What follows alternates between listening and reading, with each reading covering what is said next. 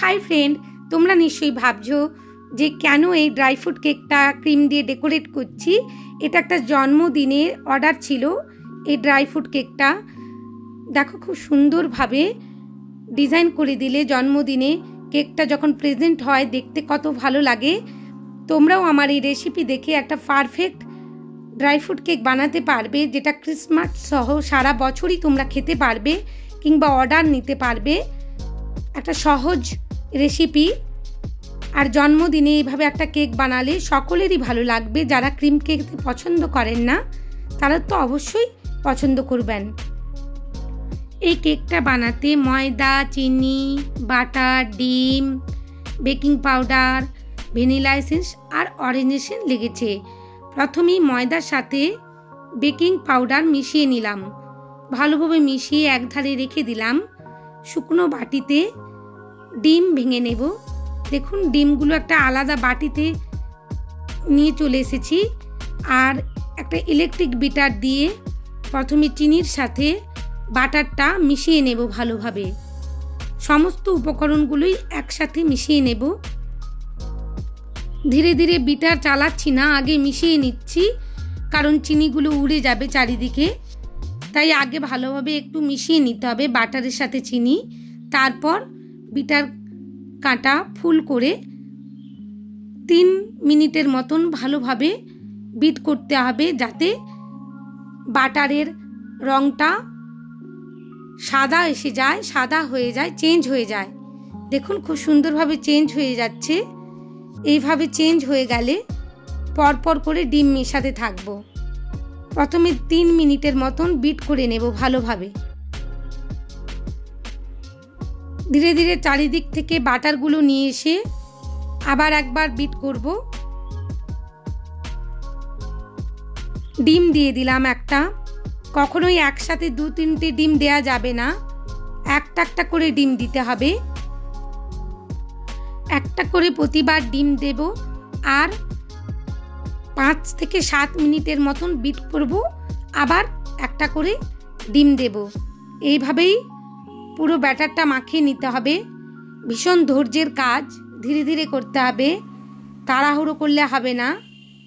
একসাথে সমস্ত ডিম দিয়ে দিলে স্পঞ্জি হবে না। কেকটা যখন বেক হয়ে আসবে খুব শক্ত হয়ে যাবে। কিন্তু আমরা তো সবাই স্পঞ্জ কেকই পছন্দ করি খেতে, তাই কেকটা স্পঞ্জি করার জন্য ধীরে ধীরে একটা করে ডিম দিয়েই মাখিয়ে নিতে হবে। প্রতিবারে 4 থেকে 5 মিনিটের মতন নিয়ে আবার একটা করে ডিম দিতে হবে। ভালোভাবে মাখিয়ে নেওয়া হয়ে গেলে চারিদিকে যে বাটির চারিদিকে ব্যাটার লেগে আছে সেগুলো স্প্যাচুলা দিয়ে মাঝে নিয়ে এসে আবার বিট করতে হবে। আর ইলেকট্রিক বিটারের কাঁটা সবসময় হাইই রাখতে হবে, লো করে কখনোই বিট করা যাবে না। দেখতে দেখতে দেখুন সব ডিমগুলোই আমার দেওয়া হয়ে গেছে। এটা 2 পাউন্ডের কেকের অর্ডার ছিল। আমি 2 পাউন্ডের সমস্ত উপকরণ 2 পাউন্ডের মাপে দিয়ে দেব। আপনারা সেটা 1 পাউন্ডেও করে নিতে পারবেন, কমিয়ে অর্ধেক করে। তাহলে বাড়িতে একটা পারফেক্ট ড্রাই ফ্রুট কেক বানাতে পারবেন আর সকলের মন জয় করতে পারবেন। দেখুন শেষের ডিমটাও আমি দিয়ে দিলাম, দিয়ে অরেঞ্জ এসেন্স দিয়ে দিচ্ছি। অরেঞ্জ আর ভ্যানিলা এসেন্স বা লেমন এসেন্স দিলেও খুব সুন্দর গন্ধ আসে ড্রাই ফ্রুট কেকের ক্ষেত্রে। ধীরে ধীরে মাখিয়ে নিতে হবে। এটাও মাখিয়ে নিচ্ছে ডিমটাও। যখন মাখানো হয়ে যাবে একটা দইয়ের মতন, বাটার মিল্ক যেমন হয়ে যায় সেভাবে একটা আকার চলে আসবে। ভয় পাওয়ার কিছু নেই। দেখুন কীরকম দইয়ের মতন লাগছে দেখতে। এবার ধীরে ধীরে ড্রাই ফ্রুট আর ময়দা দিয়ে দিতে হবে। ড্রাই ফ্রুটটা দেখাতে ভুলে গিয়েছিলাম, যখন উপকরণগুলো দেখাচ্ছিলাম। ডেসক্রিপশান বক্সে সমস্ত উপকরণ গ্রাম হিসেবে আমি দিয়ে দেব। সমস্ত ময়দাটা দিয়ে দিলাম, দিয়ে ড্রাই ফ্রুট যে বাদামগুলো কুচিয়ে রেখেছিলাম সেগুলোও দিয়ে ভালোভাবে মাখিয়ে নিতে হবে একটা স্প্যাচুলা দিয়ে। কখনোই জোর হাতে মাখানো যাবে না এক্ষেত্রে। ভিডিওয় খুব দ্রুত দেখানো হচ্ছে, কিন্তু আমি ধীরে ধীরেই মাখিয়ে নিয়েছিলাম। একটা 9 ইঞ্চির মোল্ড ভালোভাবে আমন্ড বাদাম দিয়ে, বাদাম কুচি আর গোটা বাদামকে অর্ধেক করে একটা ডেকোরেশন করে নিয়েছিলাম। দেখুন খুব সুন্দর লাগছে ডেকোরেশনটা। ধীরে ধীরে সমস্ত ব্যাটারটা ঢেলে দিলাম মোল্ডের মধ্যে। 150 ডিগ্রি সেন্টিগ্রেডে 55 মিনিটের জন্য বেক করে নিয়ে চলে এসেছি। দেখুন খুব সুন্দরভাবে বেক হয়ে গেছে। মোল্ড আউট করে দেখিয়ে দিচ্ছি আপনাদের।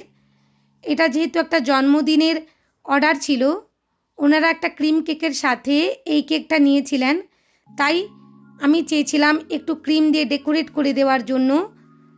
তাই ডেলিভারি দেওয়ার আগে ক্রিম দিয়ে একটু ডেকোরেট করে দিয়েছি, যাতে কেকটা দেখতে খুব সুন্দর হয়। কেকটা নিয়ে যাবে দূরে, তাই একটু নিচে ক্রিম দিয়ে দিলাম যাতে বোর্ড থেকে না পড়ে যায়। দেখুন খুব সুন্দরভাবে 46 নোজেল দিয়ে ছোট ছোট করে ডিজাইন করে দিচ্ছি। আপনাদের কাছেও এরকম অর্ডার এলে আপনারাও আমার রেসিপি দেখে একটা পারফেক্ট ড্রাই ফ্রুট কেক বানাতে পারবেন আর অর্ডার পূরণ করতে পারবেন। কেকটা যদি আপনাদের ভালো লেগে থাকে, প্লিজ বন্ধুরা আমার চ্যানেলটা সাবস্ক্রাইব করবেন আর পাশে থাকা বেল আইকনটি ক্লিক করে দেবেন, যাতে সমস্ত ভিডিওর নোটিফিকেশান আপনাদের কাছে পৌঁছে যায়। অবশ্যই একটা কমেন্ট করবেন কেমন লাগছে দেখতে আমার এই কেকটা, আর লাইক করতে ভুলবেন না বন্ধুরা। দেখুন কত সুন্দরভাবে কেকটা লাগছে দেখতে, আর টেস্টও অসাধারণ হয়। আপনারা অবশ্যই একবার বাড়িতে বানিয়ে দেখবেন আর আমাকে কমেন্ট করে জানাবেন।